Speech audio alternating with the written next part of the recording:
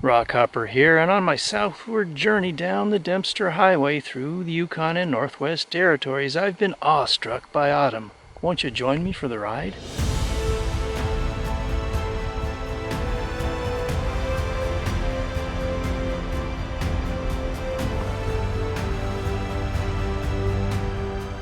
I left the hamlet of Tuktoyaktuk and was heading south along the Dempster Highway with over 550 miles to go until I reached Dawson City again. The rains had come and it sounded like the wildfire smoke that plagued the region all summer had finally cleared. The rains made it mushy and it's mighty washboardy here.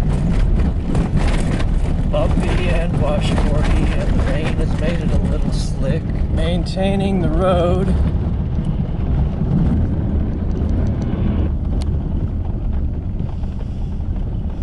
When the tree line ends, it looks something like this. Don't plan on keeping your vehicle clean if you're driving the Dempster. I now have a two-tone car. The Dempster can take a toll on a vehicle, no doubt about it, if you're not careful. I hung around to see some fall color.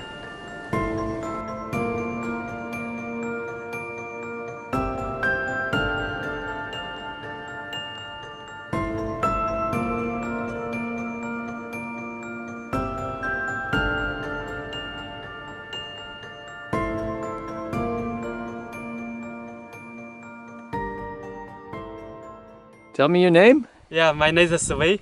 I'm from China. From China, and you've been bicycling from where? Originally I started from China since 2013. So at first I crossed Asia and then I ferried my bicycle from Jordan to Africa, Egypt. So I did the trip from Africa, Cairo, Egypt, and go up to South Africa until to Cape Town. And then in 2015 I flew from Cape Town, flew to Argentina, Ushuaia. So in American continent I start from Ushuaia, the most south city in Argentina. So from Ushuaia to Patagonia, to Alaska. To Alaska? Yeah. And then from Alaska you're going to fly to Australia and then New Zealand to pass winter. Ah, okay. Yeah. And how long have you been on the road cycling? Yeah, 10 years. 10 years. And more than 100,000 kilometers. Wow. Yeah, 38 countries. That's awesome. Four continents. And you're going up the Dempster Highway to Tuk. Yeah. Yes, Tuktoyaktuk is my destination in American continent. All right. Yeah, because nearby the Arctic Ocean. Good luck to you. From the Antarctica Ocean to Arctic Ocean. Wow. That's a great trip. Let me just show everybody the bicycle here. That's my home bicycle. You got all the packs, everything. Yeah. You got a hat on the back. Yeah. The water bottles, everything it carries.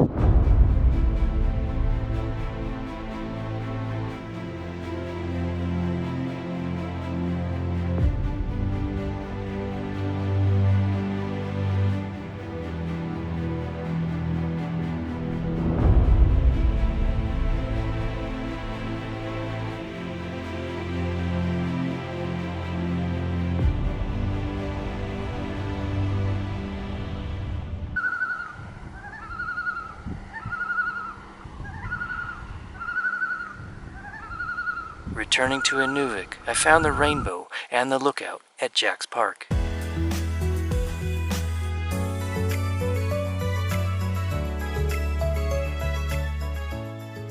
A long road ahead, south of Inuvik, heading south. I wanted to have a look at a town I'd missed on the way up, Sigga. But first I had to cross the mighty McKenzie, the longest river in Canada, the Mississippi River of the North. On the ferry again, this time I want to head over to Sigga, which is accessible only by the ferry or boat. So you can go straight across the McKenzie and continue on the Dempster, or you can ask them if they can take you over to Sigga.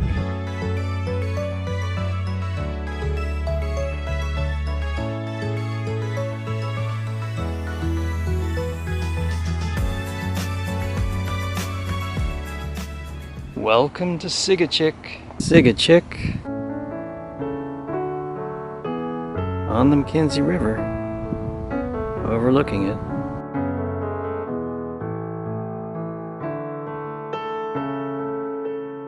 Perched atop a bluff overlooking the river is the town's most recognizable landmark, the Catholic Church.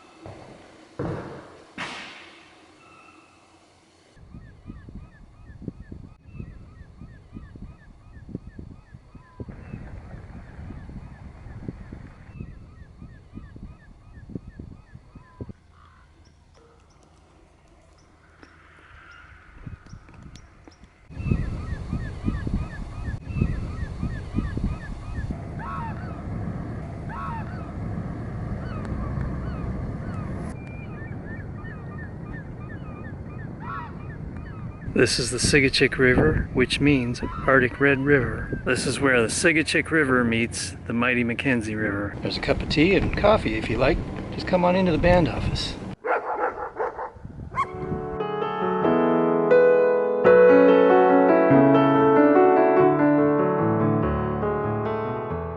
I'm not sure what a chid is, but there's enough life jackets for 10 of them. I have the best office in the world because the world is my office.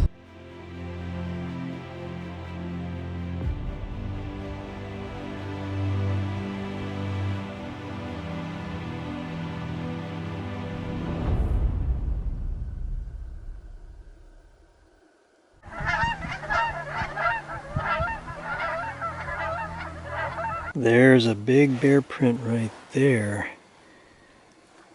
Yeah, it's a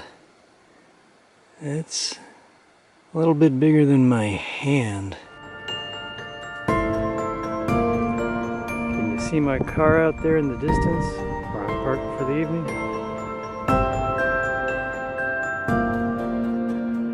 Parking it at Frog Lake. I've been awestruck by autumn on the Dempster. Look how lucky we all are to get this high. Oh, what a time to be alive.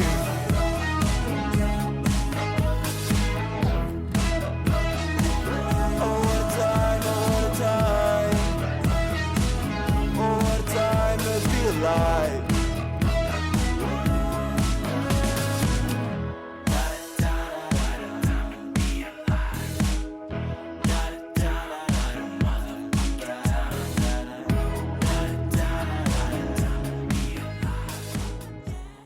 I stopped back in to say hi to Paul and Lynn and the friendly ladies of the fish camp in Fort McPherson that I met on the way up. Donna handmade these slippers, and Diane is making this beadwork here. Baseball diamonds in Fort McPherson don't have grass, they have gravel.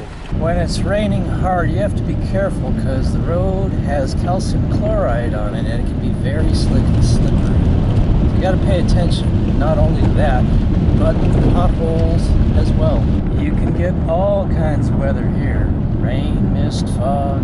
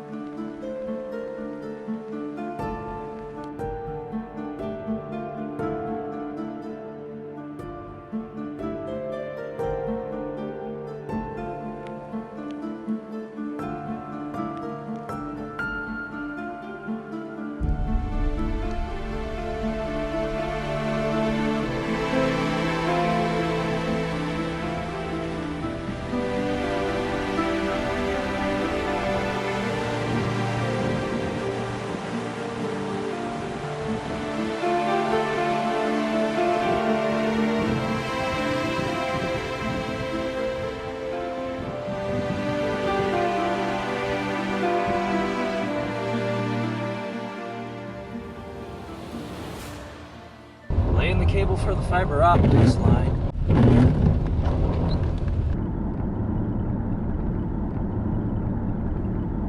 We are leaving Northwest Territories. Sometimes you can't see much. Just driving into the fog in the autumn.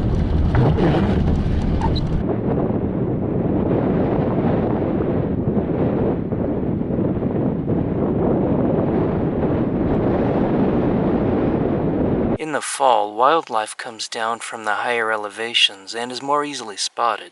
Named for its silver-tipped fur coat that gives it a grizzled appearance, the grizzly, Ursus arctos horribilis, and its subspecies is the largest and strongest bear in North America. Coastal grizzlies can weigh nearly 900 pounds for males and 450 pounds for females, while inland bears tend to be smaller at about 300 pounds for males and 200 pounds for females. A distinctive shoulder hump is one way to distinguish the grizzly from the black bear. 90% of a bear's diet is plant matter. They are opportunistic feeders and take advantage of fish and carrion, and occasionally hunt large prey such as moose or deer. The bear caught my scent from a third of a mile away and headed for the mountains. Here in the Yukon, there's still streams clean enough to drink from straight out of the creek.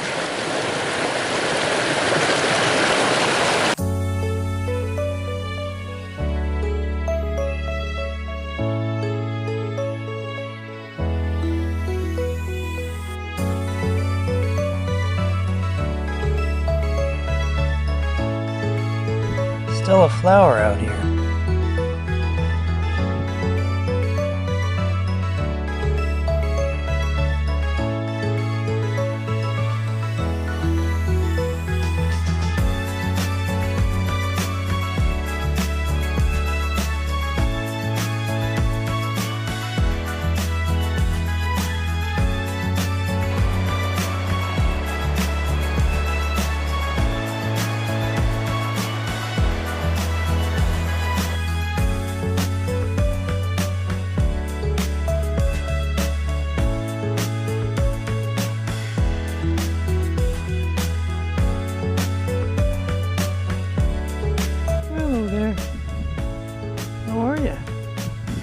Land on my hand.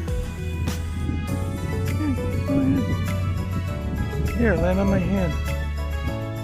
Come on. Come on. You want to land on my car instead, eh?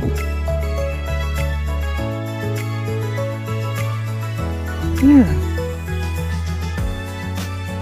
There you go, bud.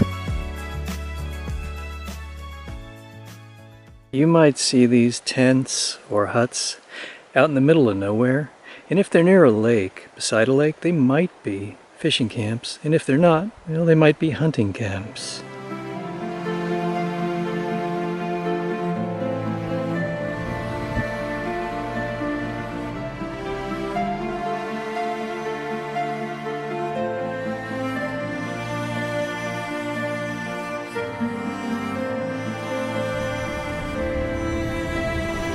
Glacier Creek.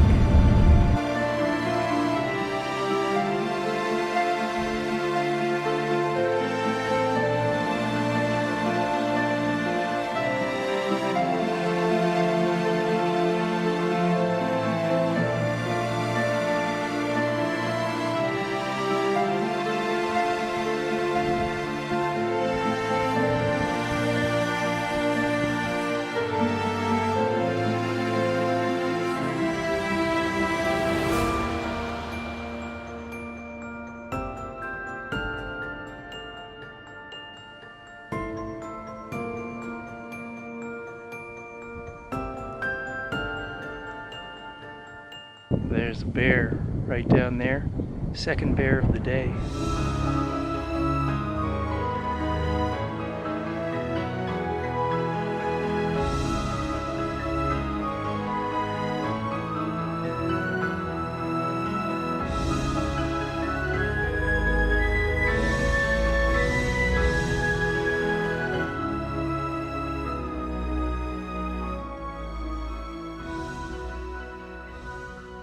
I'm back at the Arctic Circle and I camped about 3 kilometers north of here where I saw that bear. As I mentioned, 90% of a bear's diet is plant matter, and that can include anything from dandelions to berries, such as these crowberries or these cranberries.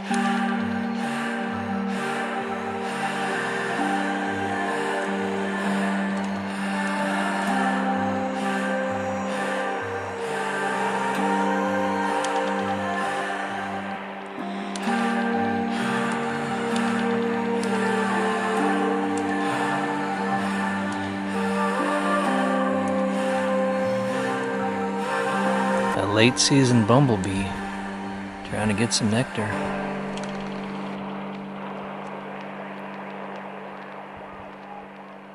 Got a plane on the highway. Emergency airstrip. Just park your plane beside the highway. Watch for aircraft landing on highway. After all the rain, it's a mucky, muddy mess. Mud's a fact of life out here on the Dempster, whether it's on your pants or on your car. Get used to it. Like I said, don't plan on keeping your vehicle clean. This muck, when it dries from the road, it sticks and hardens almost like concrete.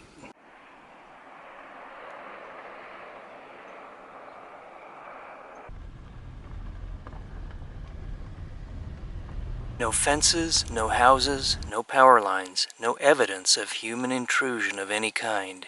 It's a place where your imagination and you can run free.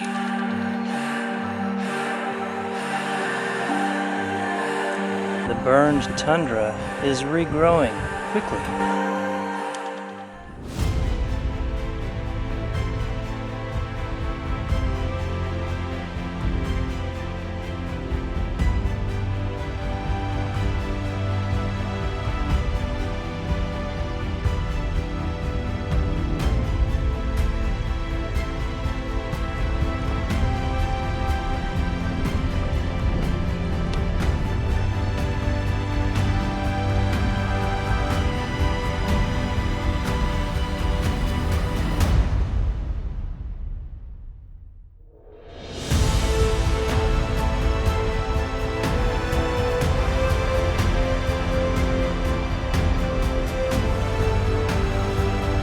This is the Ogilvy Peel super big view that I'd missed because it was all smoke filled on the way up.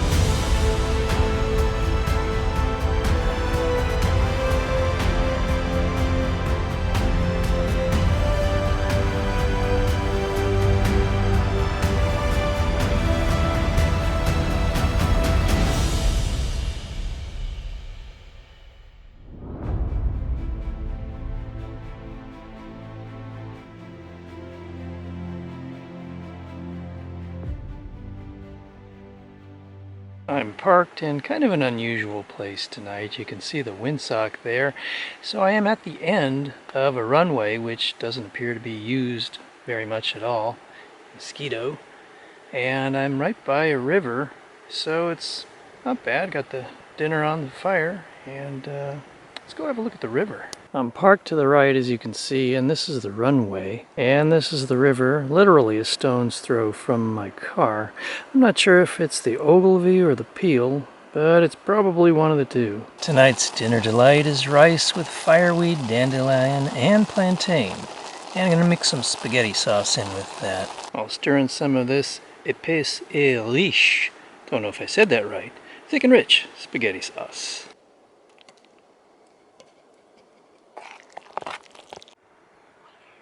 Plantain is a plant you can actually make a poultice out of if you have a cut or an abrasion and you want to help heal it. You can actually chew it up and then slap it down on the wound and wrap it somehow to your skin, and it will speed up the healing, apparently. Let me show you the plant itself. That's it.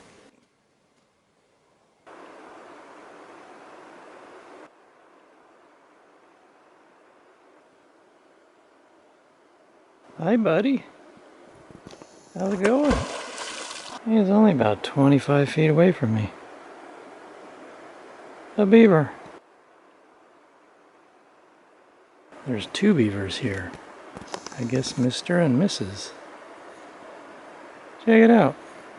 I actually came down here before I saw the beavers to show you the color of the water and tell you that the reason it's kind of a yellowish, weird color is because there are some creeks that flow into here that go through some highly mineralized rocky areas, and they bring those minerals to the river. He keeps checking me out, coming back, doing his little tail slaps.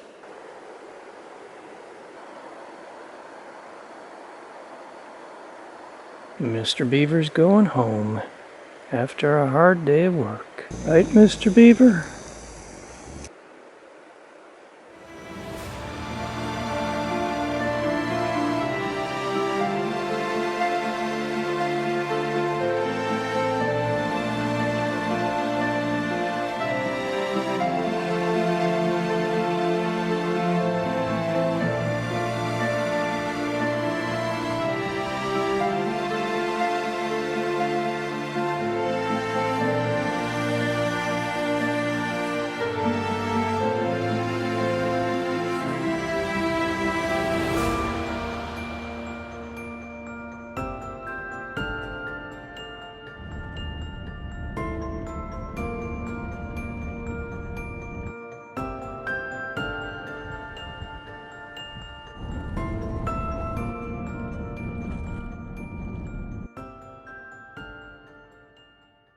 In my road trip of a lifetime video, there were wildfires and it seemed like I was driving through a realm of the apocalypse at times.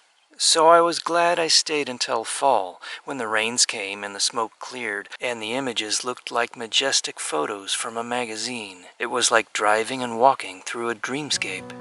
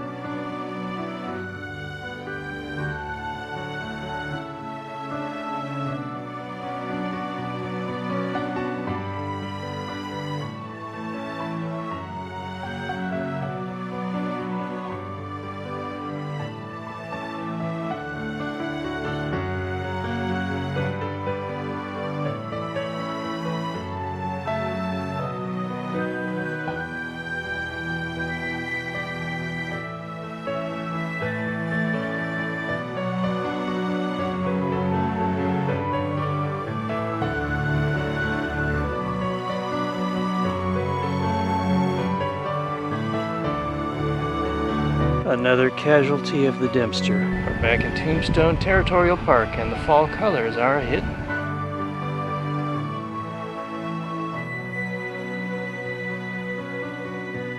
This is a memorial to Joe and Annie Henry. They both lived into their hundreds. I think I've been playing out along the Dempster a little bit too long because I'm kind of running out of food and getting really low on gas, and the water's getting down there. So I'm going into a bit of a survival mode tonight. I've got nothing left for dinner except some spaghetti, which I've got nothing to put on it. So I went out and I foraged, and I got a pot full of, let me show you what I got in there. Fireweed. Threw in a little bit of horsetail. It's got silica in it, good for the bones, and I even have a piece of yarrow I found. That's good for the intestines, so lots of vitamin C from the dandelion. I'm going to cook that up, throw the spaghetti in there, and make dinner out of it. I'm actually feeling a little bit loopy right now because of low blood sugar and just kind of out of it. Spaghetti and wild plants. That'll be dinner tonight. Interestingly, the spaghetti probably has almost no nutrition whatsoever, while the plants that I put in there probably have a lot of vitamins and minerals, and that's what's going to make me feel better.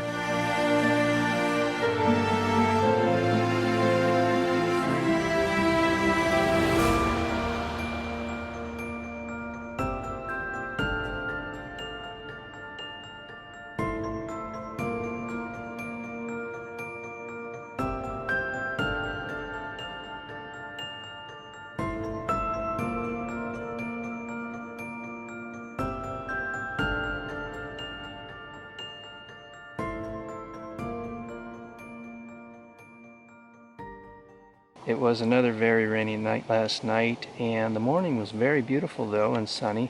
So I went and took a little bike ride and checked out some of the color again. But last night I decided, you know, I'm getting low on gas, low on food, almost really nothing for dinner, and just snack foods now, and low on water. So I thought probably best to go into Dawson today and see if I can find a grocery store. Yeah, I could keep surviving on those wild edibles if I had to. The fireweed, yeah, a little bland, but you know, could be better with some butter and garlic and cheese on it for sure. And the dandelions are pretty bitter this time of year, and the other stuff's a little bit bland. So I thought, yeah, last night I was thinking it's probably a good idea just to head to the grocery store and get something there. The total damage from the Dempster up and back, one flat tire, and several small chips in the windshield. Some from big trucks going by and kicking up rocks, but most of them actually from pickup trucks flying by very fast and kicking up rocks onto my windshield.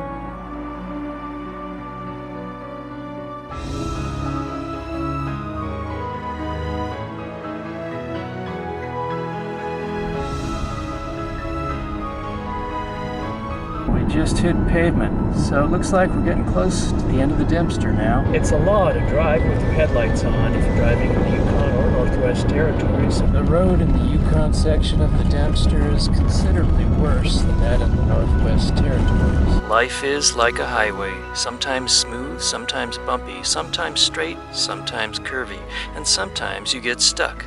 But you extract yourself and keep going, and you may never know what's around the next bend. Yes, life is a highway, and in this case, a Dempster Highway. Whether you're coming or going, the Dempster is an adventure and might just be the road trip of a lifetime. I'm really glad I stuck around and waited for the rain to come and the smoke to clear, and also waited for autumn to hit, because the colors are beautiful. And I hope you enjoyed being awestruck by autumn, just like I was. I guess that's the end of the road. Dempster, we're back. And there's a gas station just right over there. The gas light just went on, so good I made it to the gas station. So it's time to get some gas, find a grocery store, and get some water. So don't forget to give me a like on the video, share, and subscribe. Till next time, this is Rockhopper. I'll see ya. A lot of rain in Dawson City. Okay, that's that. Rainbow. Yeah, rainbow. Nice.